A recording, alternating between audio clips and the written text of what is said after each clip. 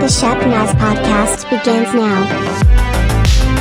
Welcome to the Shep Podcast. I'm Joe, and I'm your host today. Happy Memorial Day. I hope that weather is good and you guys are going to be able to have a cookout or whatever you have planned for this day. But this past weekend, Pastor Tim was able to deliver the message to us, and he was talking a little bit about heritage and legacy. And so we have him in today, and we were able to dive a little more into on this Memorial Day weekend, taking a look back and also maybe a little bit a look to the future, and realizing that maybe this day is more than just the cookouts. So welcome in, Pastor Tim. Good to be here. Looking forward to sharing today.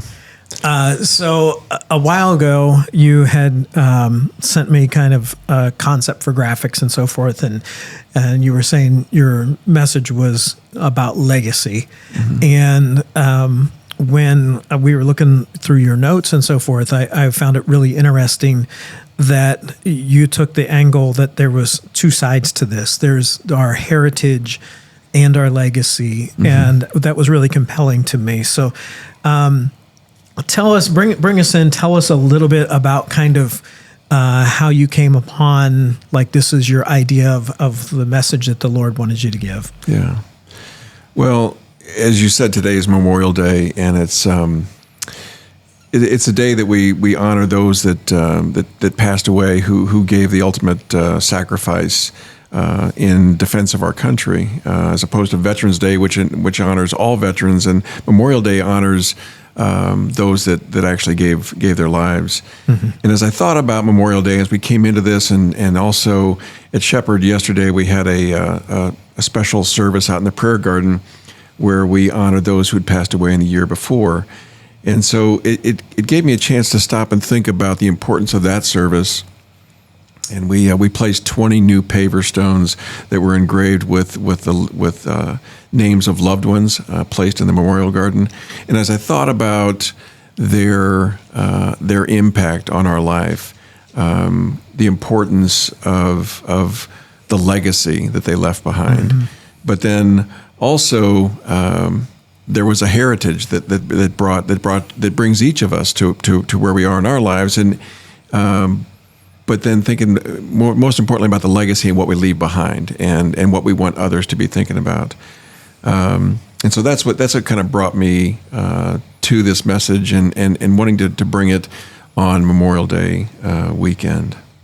Great. And, as you started to get into your message, you were kind of started by looking in the Old Testament, kind of how heritage was such a vital part mm-hmm.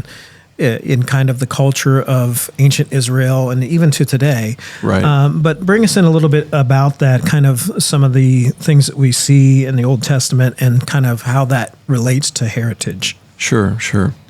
Well, I'll tell you one passage that clearly talks about this, and we shared this a couple of times, a couple portions of this in the sermon.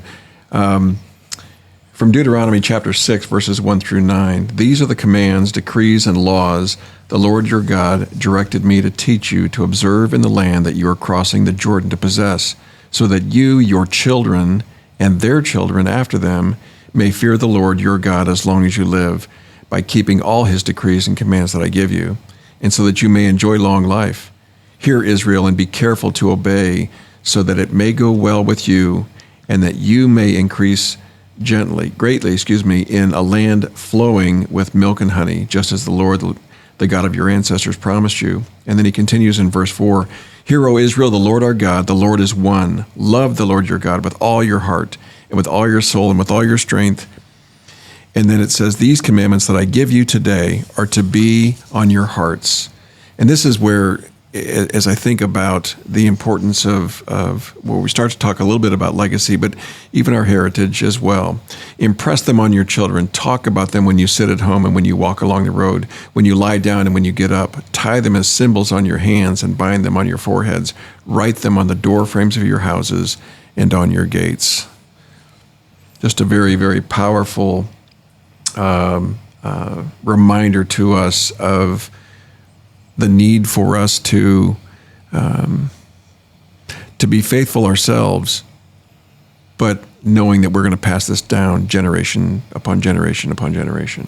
And some of the imagery there, it might be hard to grasp at first. When they're saying like, bind this to your forehead and tie this on your hands and put it over your door mantle. And, I was thinking about that in even modern day.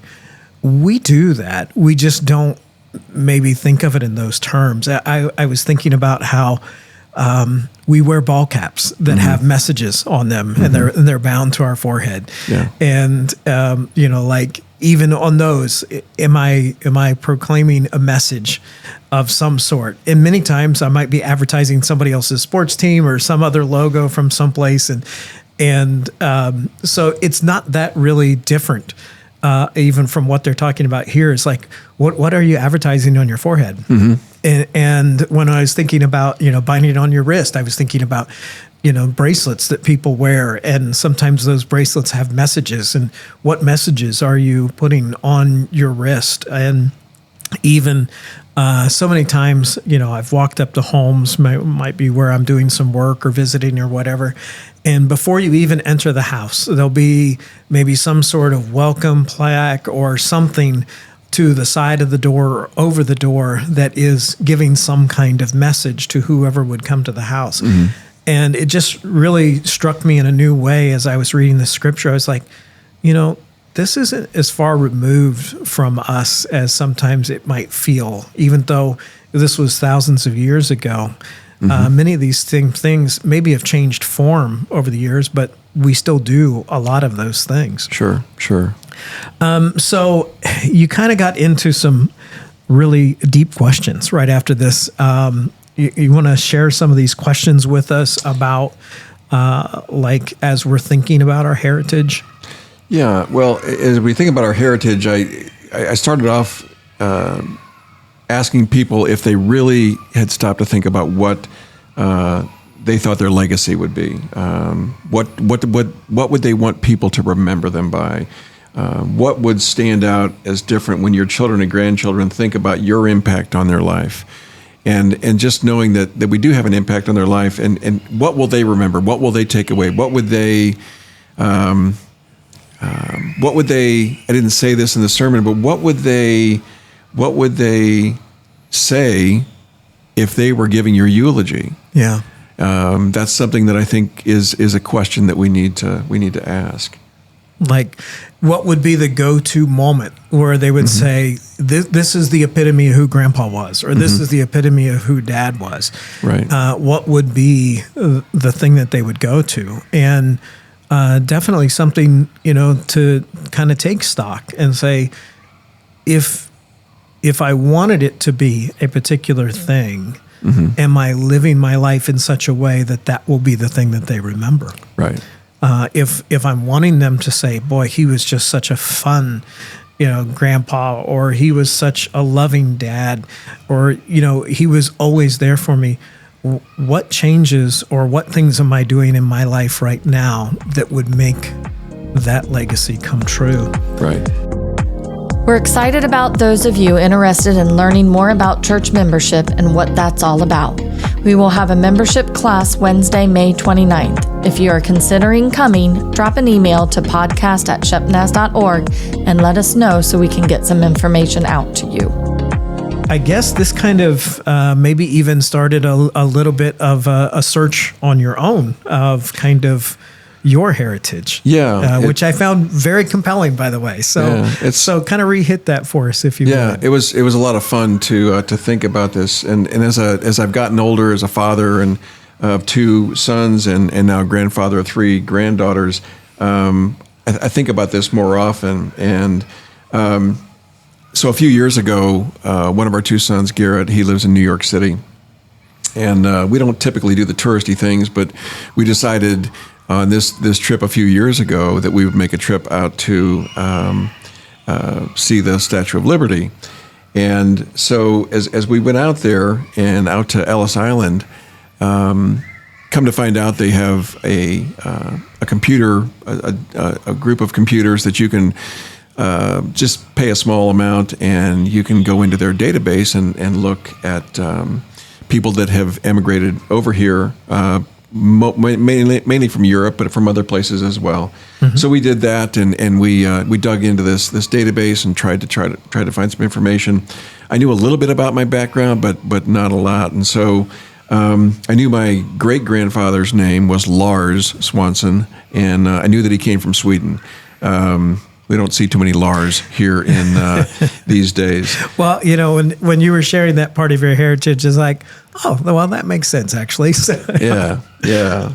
So what was really interesting is I dug into this database. I was disappointed at first because I could not find his name in any records coming to Ellis Island, and that's because what we found out was his coming to America, when he came, it actually predated the time that Ellis Island was even created. Yeah. And so because it wasn't open until 1892, and my great grandfather came over on a boat, which we've got an image of.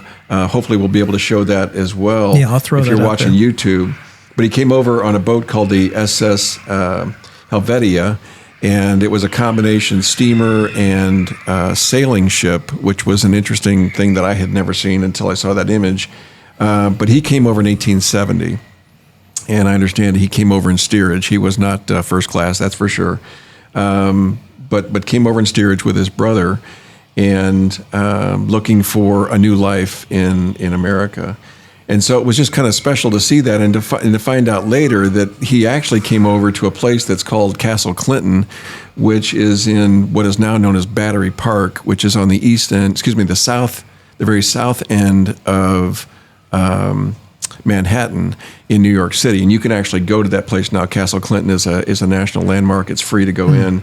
And but I had learned later that 7.5 million people came over there between 1808 and it was built in 1808 to 1811, and between that 1870-ish time frame and Ellis Island, about 7.5 million people came in there. That's before Ellis Island came on. So it's pretty interesting.